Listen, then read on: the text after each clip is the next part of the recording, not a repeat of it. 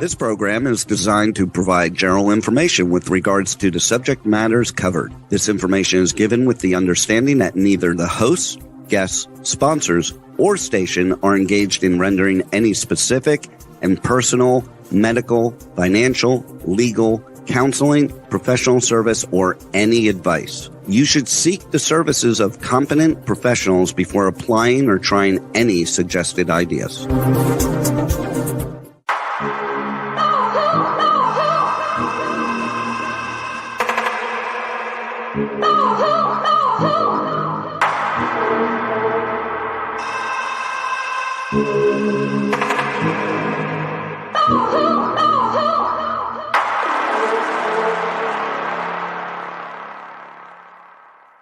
Good morning, true seekers and true crime junkies. Welcome back to another episode of Hit the Road, Jack, Finding the Zodiac. We'll start the show this morning by introducing Terry Batcher. Hi, kids. Hiya, and all of God's children, which we all are. And Harriet Suchet. I got my avatar going. Nice. I had. All right. Well, I just wanted to say real quick, I was able to pick this avatar for the show, and it's the day I voted a few years back, so I'm in all red, white, and blue. I don't see the avatar that you're talking about, so I'm not sure what that is. I mean, I know what an avatar is, but I don't see your avatar, so nobody knows what you're, I think, talking about. Okay, well, it doesn't show up for some reason. Either way, that's fine. We'll keep going. I thought at this point it would kind of behoove me to kind of throw in that information that actually makes the proximity of Jack in Minnesota in this area that we're talking about as we continue with the Oakland County child murders. So I'm just going to flip over to the presentation at this point and kind of share some information that kind of led me back to this area. While we know that there were writings involved and there was, this huge hunch that these writings were from the same person, the Zodiac Killer, I wanted to give everybody kind of an idea of how I even entertained this area and these particular crimes. So Dennis had indicated that they had left California in 1976. And in his book, he writes, in the spring of 1976, we moved to Cotton, Minnesota. Just after we moved there, Jack bought several boxes of dynamite and began blowing stumps out of the ground. Now, the one thing that this crossed me is that he must have bought this place, right? I mean, you're not going to go buy dynamite and start blowing up your rental spot, right? Mm-hmm. Does that make a little bit of sense in most people's minds? I mean, it doesn't make sense because where is he going to get the permit to set it off to blow up stumps? I don't. Anyway. All he had to do was apply for the permit to purchase it. So we'll have that later on when we get to that point in Cotton, Minnesota. But we do have the actual request to the sheriff's department to purchase the dynamite and. But as far as, blowing stumps out of the ground, that's just the only way we know that is by Dennis's recollection. Oh. He said that same year when cold set in, we had to sell everything and head to Texas. But I show that in the information and the stuff that we have that they did not actively move to Texas until 77. So it may have been wintertime of 77, but wintertime lasts all the way through March. So it sets up that time frame that places them there from I want to say at least spring of 1976 through about February, March of, February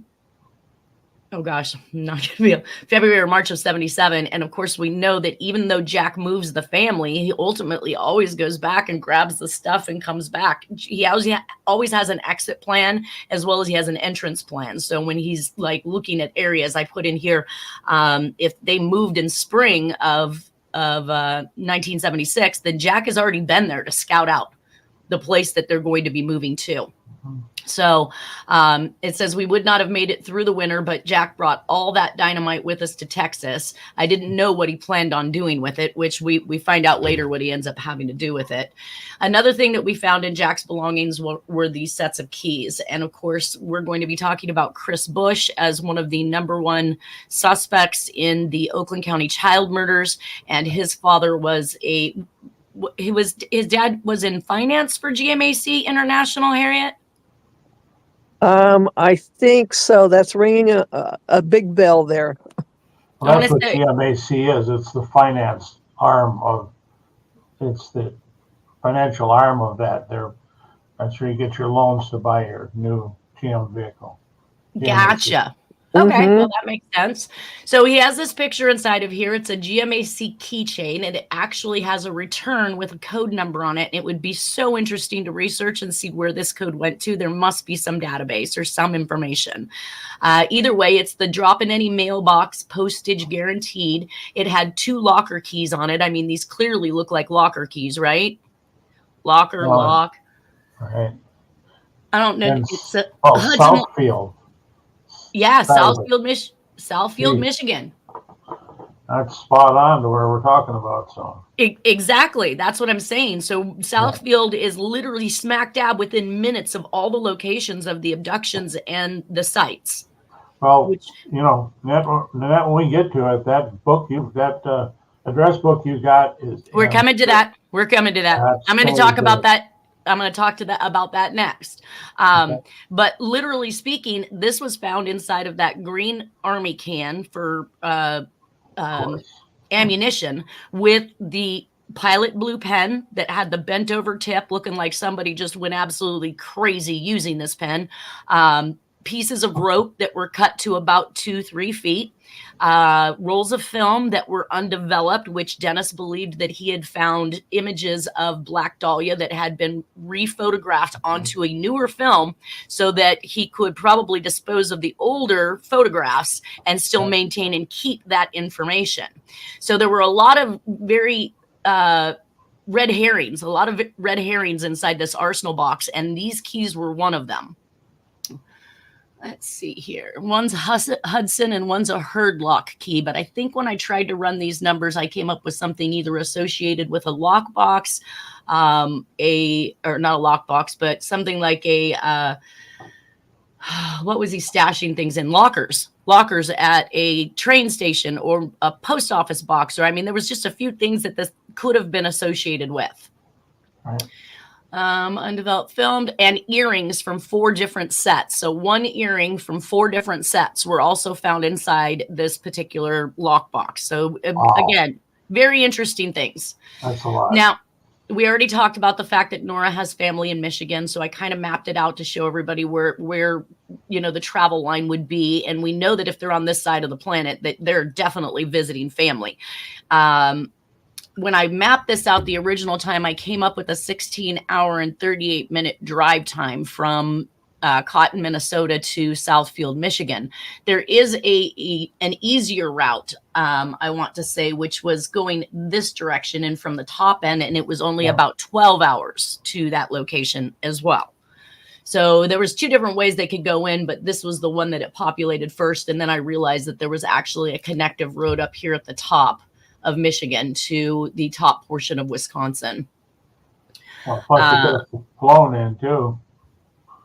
Oh yeah, 100%. There's nothing. The thing is that while they were in Cotton, Minnesota, Dennis said that Jack would take off for weeks at a time, purportedly hunting to feed the family.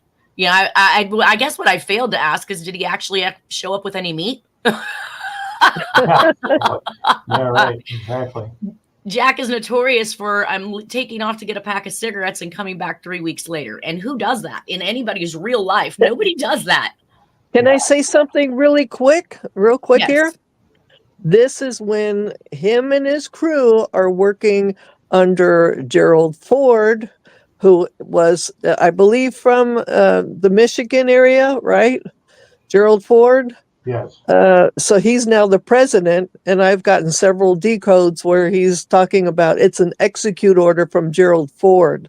So they're positioned there, right? It's not just Jack himself, but it's who they're working with. There's a whole bunch of stuff going on there, but this is under Ford. Well, there's a person that Dennis talked about that was with them when they left Cotton, Minnesota. And I don't know if he was staying with them in Cotton, Minnesota, but Dennis said that for whatever reason, this man moved with them to Texas.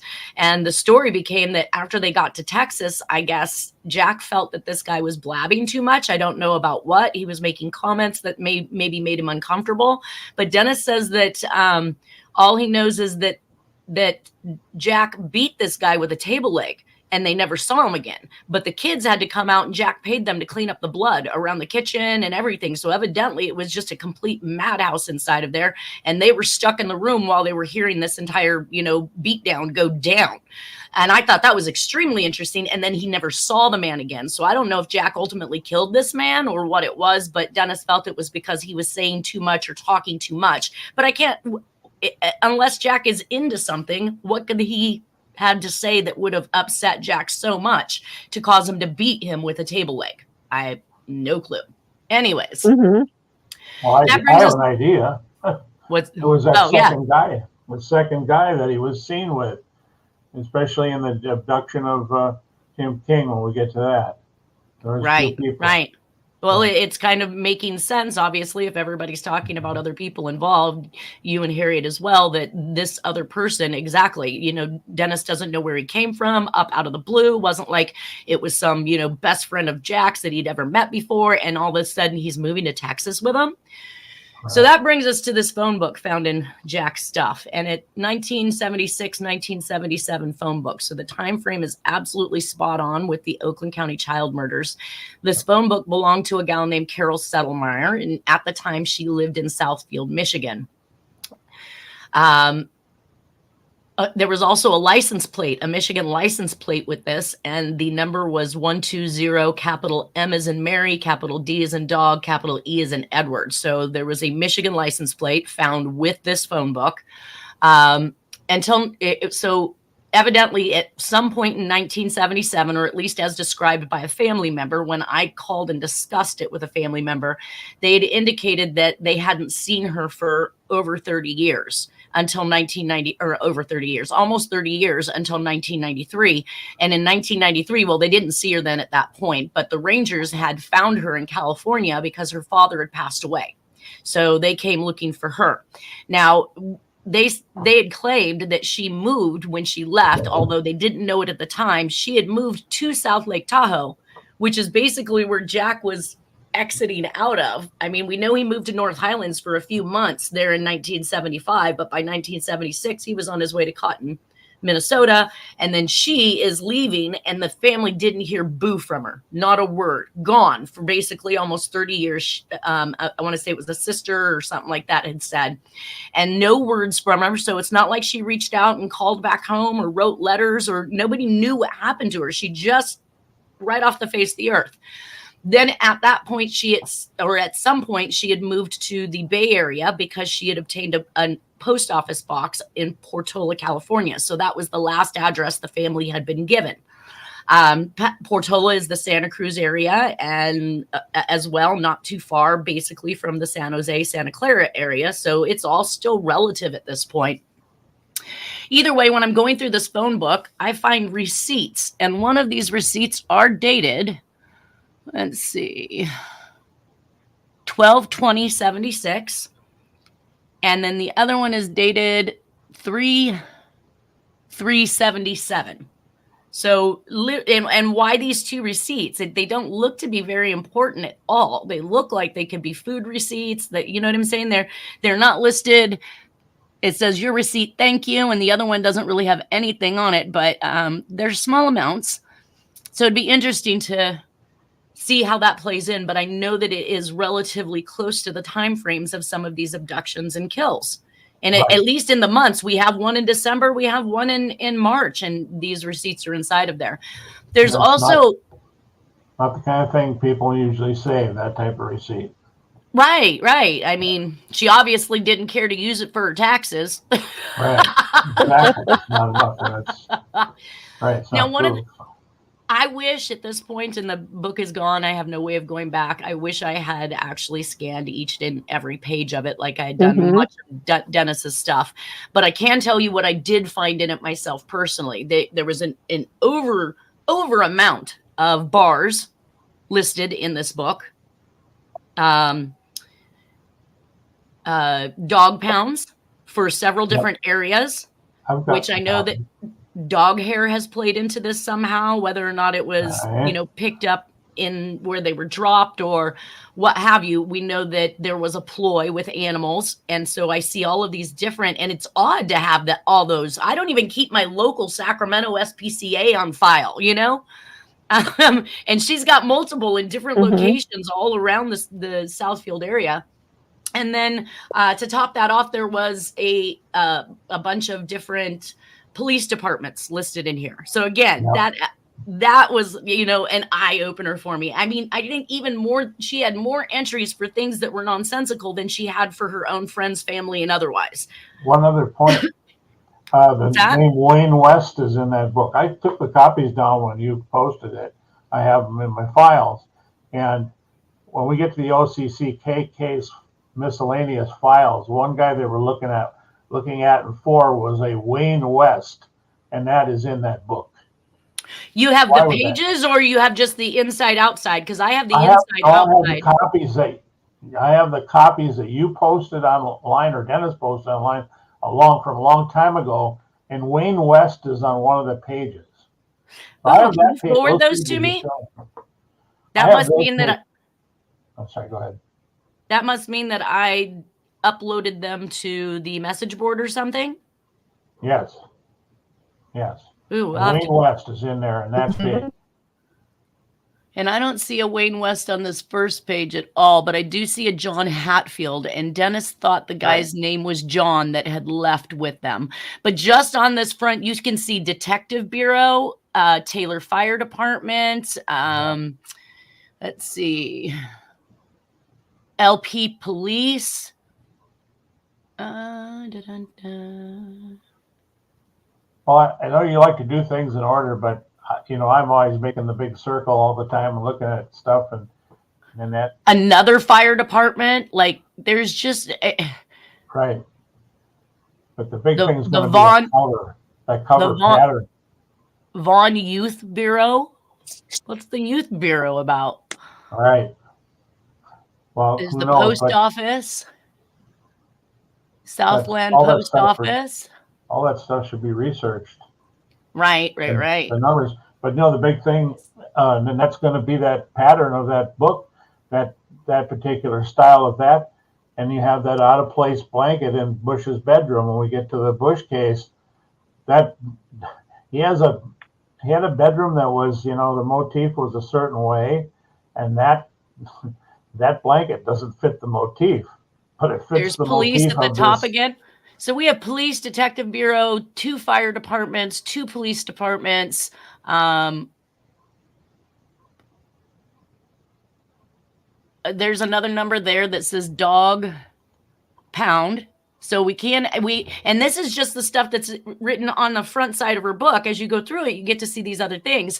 And she actually in here listed the Dearborn Police Department, but she has it listed as Dearborn Heights Pigs, which we know, and I get it. A lot of people were calling the police pigs, but we know that that is definitely a reference, right? That the Zodiac used. So there it was. Anyways, moving on to the back page. And of course, I have these receipts blown up here now. On the back page, we saw Newsboy Wayne. Oh, there you go. Wayne W. Yep. Is that what you were referring to? Yes. And would you say the guy's name was? Well, he said it was Wayne West, and he was kind of mysterious, and he was named as a suspect if it's the same Wayne West. But how many Wayne W's are there? And was his number 287? We don't, you know, they don't share all that stuff in the documents, but 287-3849. And the other keyword on the upper right too, and then that you've got Eureka. What's that? Zodiac Killer keyword. Yes. Stan Store, Eureka. Yep. Huh. So is she already in California when she brings this with her before? Still an anomaly. Town and Country Restaurant. And then this Dr. Shermer, I actually looked this guy up, and he is a doctor in the Scotts Valley, was a doctor in the Scotts Valley area where Jack came from before he moved up to South South Lake Tahoe. And then eventually he ends up being a doctor in Scripps Drive on Sacramento, California. So I did do some looking up on this, but we can see visibly that this handwriting is completely different than the author of the phone book. So who put this in there? Who knows? And misspelled professional. Professional. Yeah, I didn't get that part. What is that? That's very cryptic, very strange. Yeah. Anyways, Mhm. all right. So I was able to actually blow up the comparison of facts surrounding the 7 SOC cases with the 7 children. So clearly they do believe that these 7 were together. But when we start looking at the OCC case, they want to almost isolate it to just 3 or 4. But I can't even see how they can do that. So we have 2 that I didn't see acknowledged. We know Mark Stebbins is part of what they consider to be the OCCK. Jane Louise Allen, I'm not sure of her so much, but I do know Jill Robinson, Christine Milich, and Timothy John King were all what they consider to be the Oakland County child murders. So we have these other 3 outliers that play into this and died around the same time and all of the same kind of circumstances. What I don't know if everybody in Michigan has freckles, but there's a lot of kids with freckles on this list. Well, the fact that it's 7 in a cluster like that is, and we've got 7 come 11.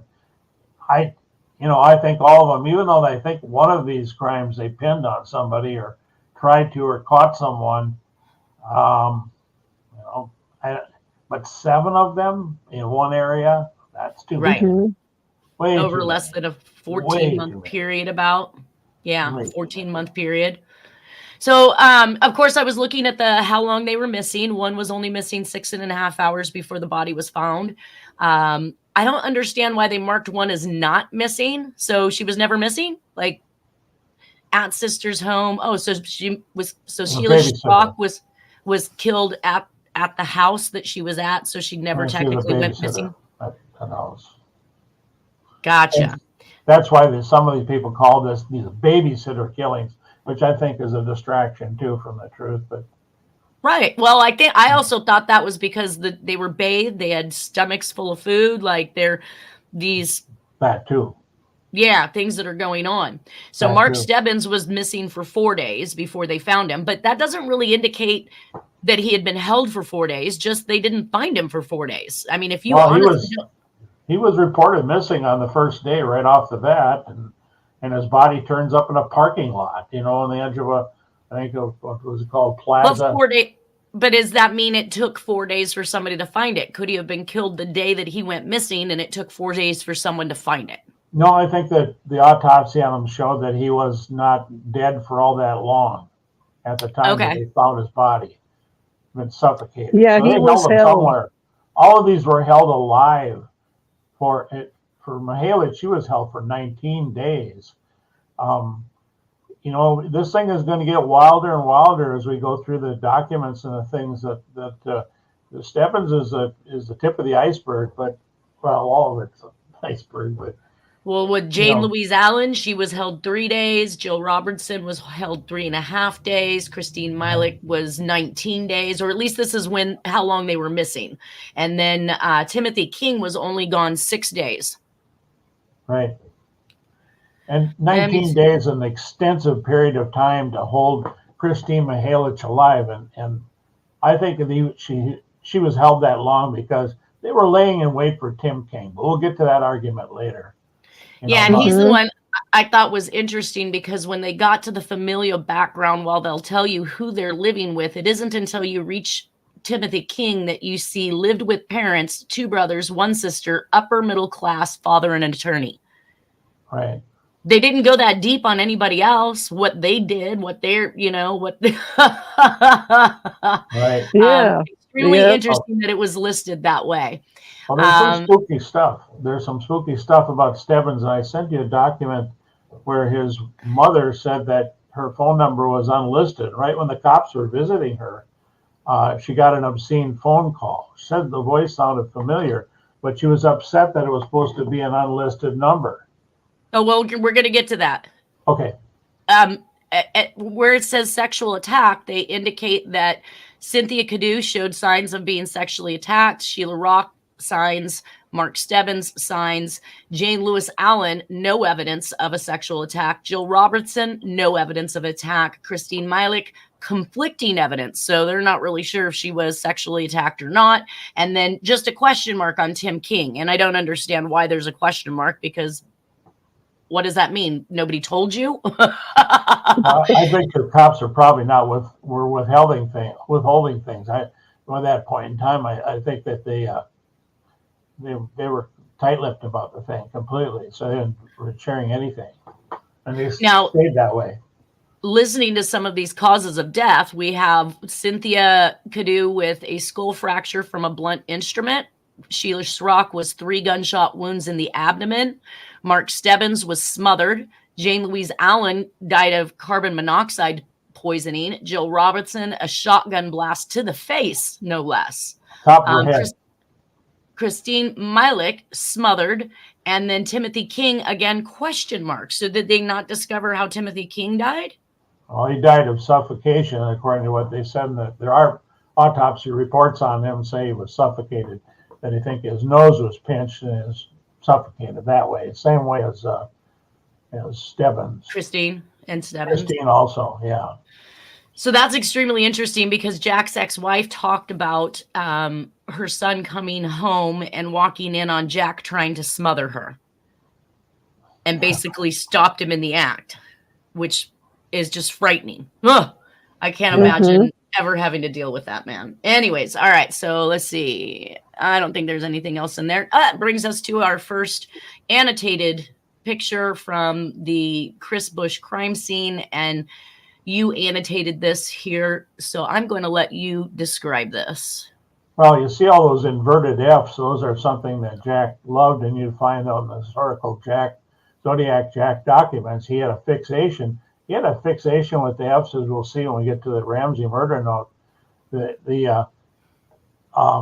I won't speculate as what they mean, but you can see they're all over the document. But the big one is the crosshair symbol on the earlobe, And plus, as we said in our last episode, why would this be hanging on, a suspect on Chris Bush's bedroom, hanging on the wall? I mean, it's just so out of place. So whose artwork is it? I would say it must be Jack's artwork. Chris Bush isn't going to put this on his own wall like a trophy. I can't see somebody doing that. That would be hands down the stupidest thing. When Michigan is all out on a manhunt, you already have probable issues with being accused of child molestation and molesting other boys. And this was something that his dad had been successful at getting Chris Bush off of, was being involved or being arrested and hung up for some of these acts that he had done. But I think there's a huge step to go from molesting something to killing something when suspicion could fall so heavily on you. Well, when you read enough about Bush, Kathy Broad might have an issue with this, but he was not a vicious person per se. He was a kind of a happy-go-lucky person. So he doesn't fit the description of someone uptight, killer, etc. So, when we get to the documents that I have, and there are several of them for the Chris Bush murder scene. I know it's a murder, it's not suicide. Nobody kills himself that way. It's a screwy diorama, just like we're going to see with the Ramsey case. The screwiest stuff is at that crime scene, and it's like a diorama. And the big one's going to be that blanket at the foot of the bed that has the same motif as that cover of the. Okay, we'll get to that. I haven't actually had an opportunity. Haven't had an opportunity as of yet, I think, to enter in Chris Bush and the condition of those pictures. I think I have them. I'm not sure, but if you want to send them to me, we can throw them in at some point so we can talk about and people can see what it is that you're discussing. Right. I didn't want to overwhelm you with documents, so I just gave you what we're up to the point of talking about Stebbins. So I sent the Stebbins document. Correct. No, and I appreciate that. I'll just be brief on this one here. The point is the paper is saying victim's mom. They're quoting her saying, "We'll never know." Well, she didn't say we'll never know. She said we'll probably never know. Right. That's a big difference, I think, between that, and then what the reality was, she's saying, well, we'll probably never know. Instead, they make it like a firm, we'll never know, So it's feeding the public to already be set up with the idea that this serial killer is never going to be found or figured out. Exactly. Yeah, they're never going to find out for dozens of years. That's where the Codebreaker Me comes in. Yes, exactly. That's where the Codebreaker You comes in. Okay, so you also have on there Julie Edgar of the Daily Tribune will never know. This is a very typical subliminal message ploy. It makes a firm statement and leaves out the pivotal word probably. Yeah. Now, you said over here under mileage was captured and held for 19 days. Where's the information that will show the whereabouts of Norberg? What's that? Well, Norberger ended up being a little sideshow. He was found out in some eastern state, I think it was Wyoming or Montana or something like that, killed in a car accident. He was a suspect. His DNA didn't show that he was a suspect when they checked that, but he had it turned out that he had a cross or an ear or something that they think that belonged to Christine Mihalich, but that was never firmly proven, just what he had, so they checked him out. But it made for something for the, to be shown. But so Norberg was a nothing burger. Yeah, it didn't give us much. So gotcha. Temporary suspect. And it's interesting that we talk about these car accidents where we think that they're accidents, yes, and whether or not they're fake, because the number one suspect for DB Cooper also died in a car accident. Are you guys remember? There was one gentleman that was involved, or that was heavily being looked at, and supposedly drove his car off of an isolated road or something. There was really like no cause for why he ended up in the accident, but he did and died as well. So it seems to be a theme. Was that Rickshaw? I'm trying to remember the famous suspects. Rackstraw, but I thought Rackstraw was the one that Bruce Smith followed all the way up to the end and did the documentary on, trying to get him to speak up, and then he died shortly after from a heart attack, just like Arthur Lee Allen after being accused as being the suspect. I think there was another suspect in that series that had actually died by some strange, whacked out car accident on an isolated road. Well, there was anybody but Jack Tarrance, let's put it that way, and they plucked a lot of suspects on the Cooper caper. So I don't know why this other one is so small or ended up in the middle of here. I don't either. Let's go back. We'll have one that's... Give me that one just for a moment. I'll tell you what you got. Okay. I want to say, says one officer talked to, I can't read it. I don't know how that did not get blown up, and how. I don't know why it's got a document right in the middle of it. I don't remember. That's what I'm saying. That's what I'm saying. Like it doesn't make any sense that it's there. Well, this is talking about the placement near the Fairfax office building, and the suspect that they saw, one of the suspects described fits Jack Tarrance to the T, and the other one they described somebody that looked like him also, except they're claiming he was 6 feet tall. So I don't know why you ended up with that particular one, if somebody's playing a game on you, but I don't have a document like that in my files. Hold on one second. I'm fixing it right now. So I'm going to delete that. I'm going to delete that. Set it aside. Blow this one up. I know you guys can't see all that's going on, but here we go. And now let's go back to here, and we're going to go back to slideshow from current slide. There we go. Hide presenter view, and let's go and present this again.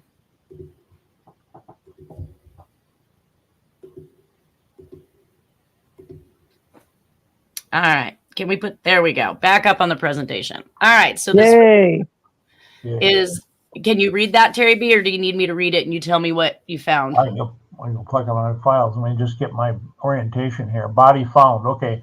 They're talking about the placement of Stebbins, and he was put right in plain view. And No, at the I Fairfax. don't know which one I don't know which one you're on, but that's not.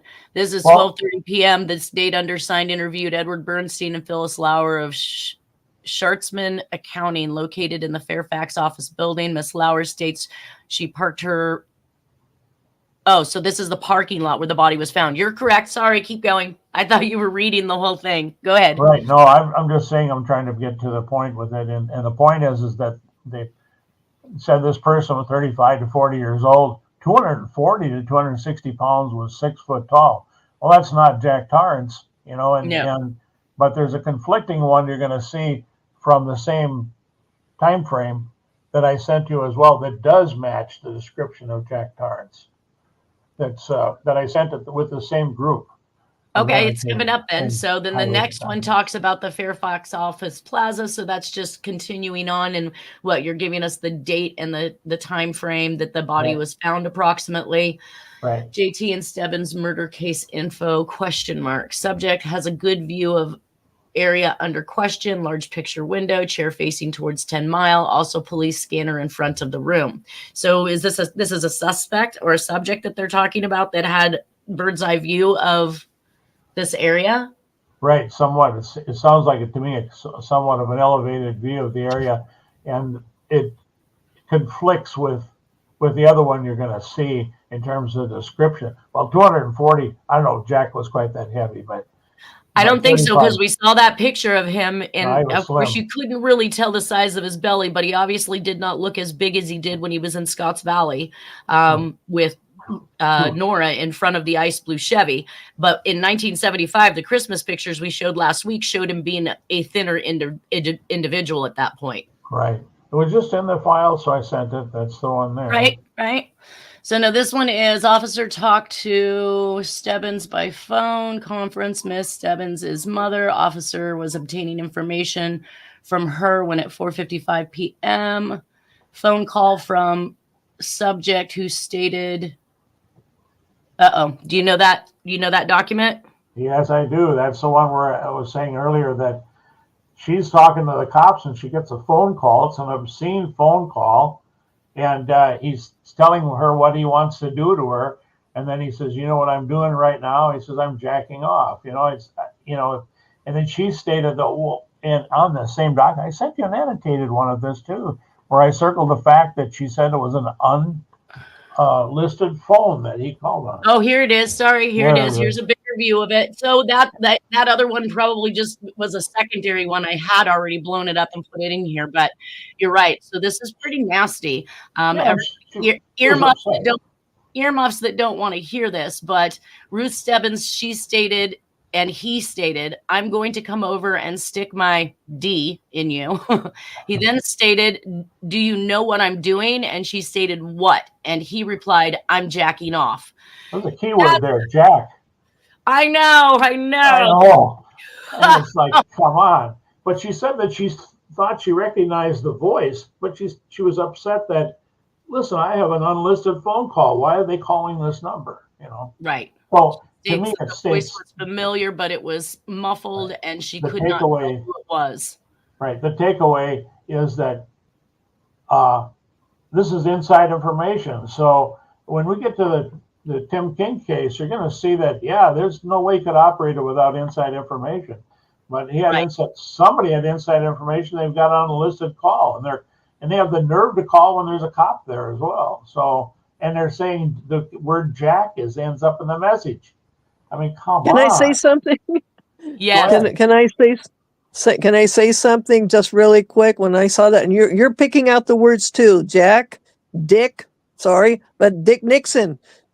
He's no longer president, and Jack and his crew are referring to him as Dick Nixon. So there's something code there. And then Stebbins worked for Nixon. Then he was in the State Department. He was with Ford's State Department. Was it the same Stebbins, or was it the namesake? In other words, was he? No, it's Robert Stebbins. Robert Stebbins worked for Nixon. And was Robert Stebbins then Mark Stebbins' actual father? I believe so, because I had to do some genealogy tracking down and everything. And so, yeah, the voice would sound familiar if it's connected somehow to, to the State Department, to it, whatever. But that's what I'm saying. I'm picking out those words, and I know vulgarly that's a vulgar word, but I'm seeing them referring to Richard Nixon. That was his nickname, Dick Nixon. Gotcha. Yep. You got a keyword. You got keywords. You got too many keywords there. Too many. 7 come 11. You got 7 victims in this. The upper right-hand corner is this guy here that was suspicious, and if you'll see he had a criminal record, and his name was William Allen Peterson. Okay. Oh, you know why that name was circled? Yes, and I send you documents as when the cops checked him out, because somebody took the card from the funeral home and placed it where the body had been dumped. It's like, come on, Well, the letter to Dr. Danto that we're going to come across in this, the typewritten letter, he states that he was an unwilling accomplice, scared for his life kind of thing, but wanted to turn himself in at a bar to tell his story about this killer, and it was actually signed by Alan. Right? Yeah, exactly. He's just playing Zodiac games. It was just that's probably why they circled. That's probably why they circled this name in the book, because Alan was a reference in the Dr. Danto letter. Well, they circled it because this Alan character here has a criminal record for attempted rape or a rape charge that got reduced. So he's not a nice guy. Wasn't a nice guy. And then, of course, they underline this Tom. Yeah, I don't remember the Tom Collins. Is that a drink? Yeah. A Tom Collins drink? He said a lot of bars that Jack could go to, and he liked his drink. Did he drink Tom Collins? That's a mixer that goes. I don't know much about potables, but gosh, I had that on there way too many times.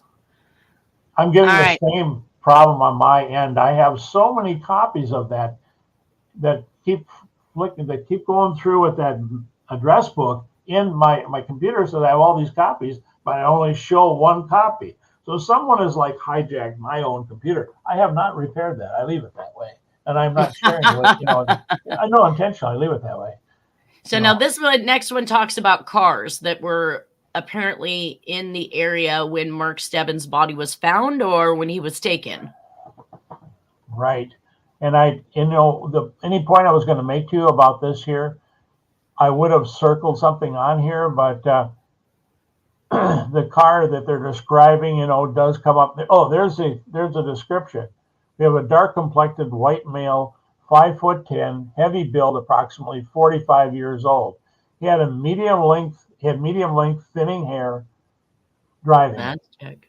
See what I'm saying? He had, next to him was a white male, and this would probably be Stebbins dead, sitting in the car, which is going to be, you're going to see as an MO with Jack. And some of Jack did this stuff. You say that he caught his eye because he looked like his nephew, the kid sitting in the car.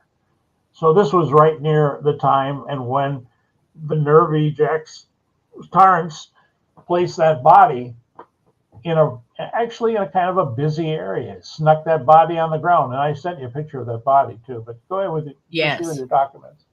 That's okay. So I was just going to read some of the stuff here. It says that on 2/15/76, between noon and 1 p.m., he was at the Village Flea Market at 10 Mile and Woodward. He observed a late model GM, Buick or Cadillac, maroon/white in color with possible for sale signs in the windows. He observed a dark complected, like you said, okay, we got the white male, 5'10", heavy build. That does line right up with Jack. And at 45 years of age, in 76, he would have been, so in 69, he was 41. So in 76, we're going to add a 7. So he's 48. He's right there at that 45 cusp mark. So not too far off. So then that brings us to this next document.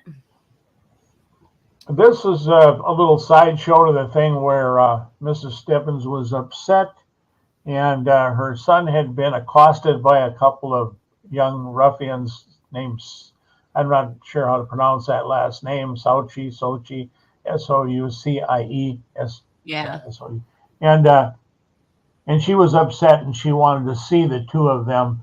And she got charged or was accused of stalking these two boys at one point, which probably ended up being in fact, a false charge that she did not stalk them. And she was kind of set up, as you'll see in the next documents, where she had some strange woman show up. I don't know if this time where the kid was missing or dead. I didn't check the time frame on this. Well, you can figure it out from 219, at the top of the report. Anyway, this is part of another document or part of a string of documents where they look at this Sauci. And plus, you can see the name of Sauci is in the funeral registry, which I didn't send you all the picture documents of that, and I will. And if you want to look at them, you should look at them. You should have them.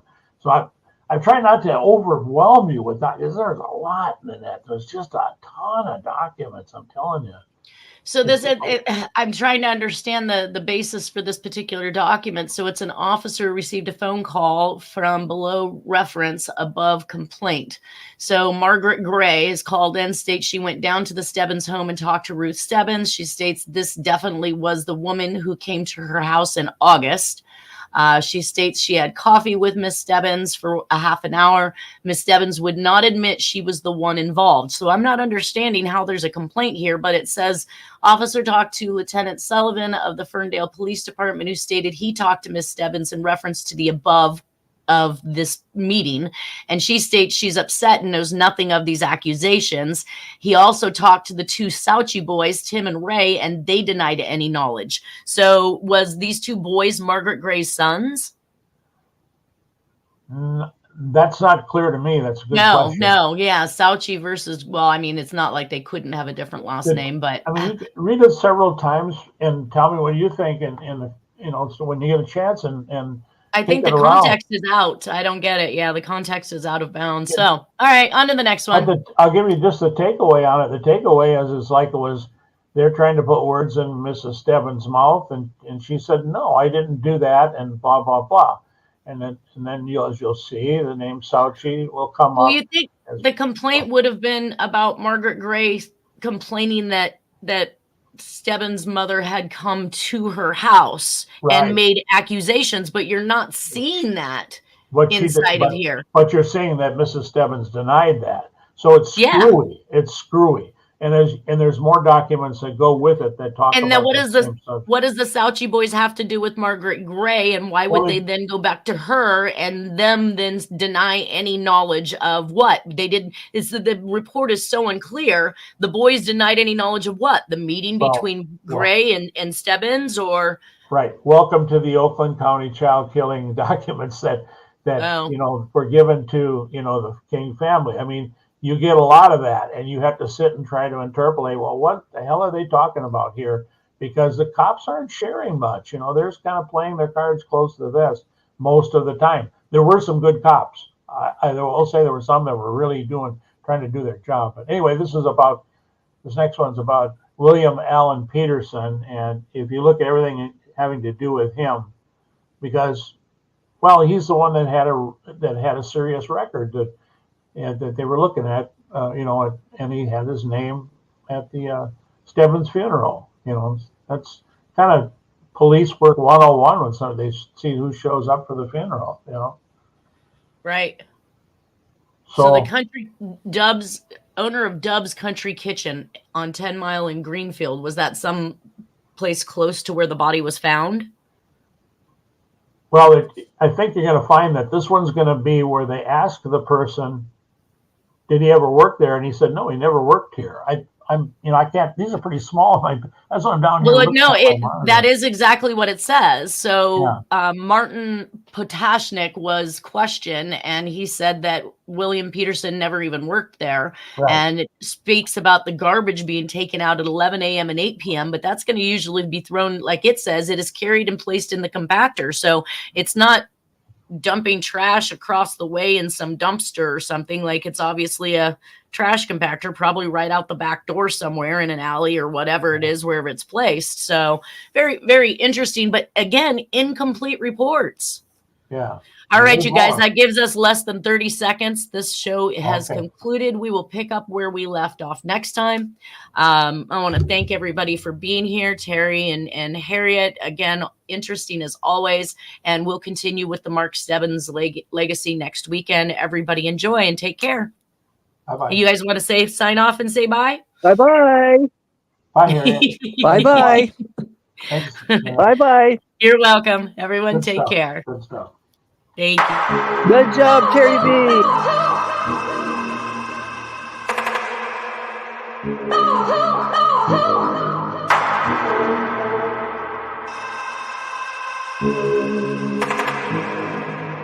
Oh,